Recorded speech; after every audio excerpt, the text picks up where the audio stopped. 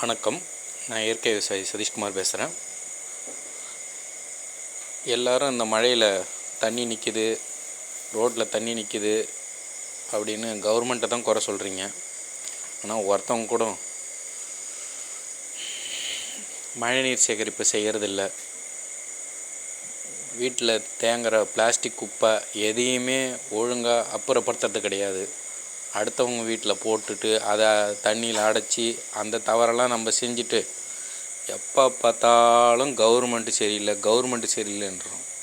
நம்ம வீட்டு வாசலுக்கு இருக்கிற கொஞ்சம் நஞ்ச இடத்த கூட சிமெண்ட்டை போட்டு பூசி அந்த தண்ணி போடாத வீட்டு மொட்டை மாடியிலேருந்து பைப்பை எடுத்துன்னு வந்து ரோட்டில் நம்ம அடுத்தவங்க வீட்டு பக்கமாக போகிற தண்ணியை ஓட்டுட்டு கவர்மெண்ட்டு செய்யலை, இது செய்யலை, அது செய்யலை. நம்மளும் கொஞ்சம் அக்கறையாக நம்ம வீட்டு மாடியில் இருக்கிற மழை நீரை நம்ம வீட்டில் சேகரிக்கிறத கொட்டணுங்க.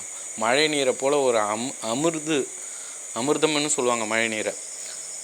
அப்படிப்பட்ட அமிர்தத்தை நம்ம வீணடித்து விட்டுட்டு மழை தண்ணிக்கு அப்புறம் கஷ்டப்பட்டுட்ருக்கோம்.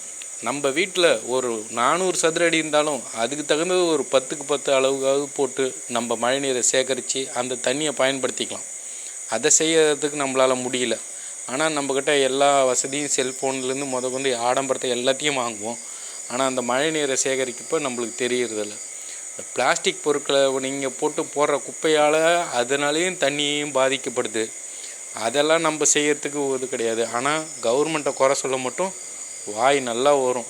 நான் எந்த கட்சியும் சார்பில்லை, இருந்தாலும் சொல்கிறேன். நம்மளும் அந்த பொறுப்பாக பயன்படுத்தி மழை நம்மளுக்கு கொடை மாறின்னு சொல்கிறோம், அதை கொண்டாடணும். இப்போ மழையை பார்த்தாலே பயப்படுறீங்க. மழையெல்லாம் என்ன சொல்கிறது, நம்ம இஷ்டத்துக்கு போரை போட்டுட்டு அந்த தண்ணி நம்ம தேவைக்கு எப்போ தானும் கரண்ட்டு கொடுத்து எல்லாத்தையும் பண்ணிவிட்டு மழையை நம்ம கொண்டாடாத விட்டுறோம். கஷ்டமும் மழை நம்மளுக்கு கொடை. அதை பார்த்து நீங்கள் பயப்படணும்னு அவசியம் கிடையாது. அதுக்கு என்ன தேவையோ மழை நீர் மேலாண்மையை எடுத்து செய்யணும்.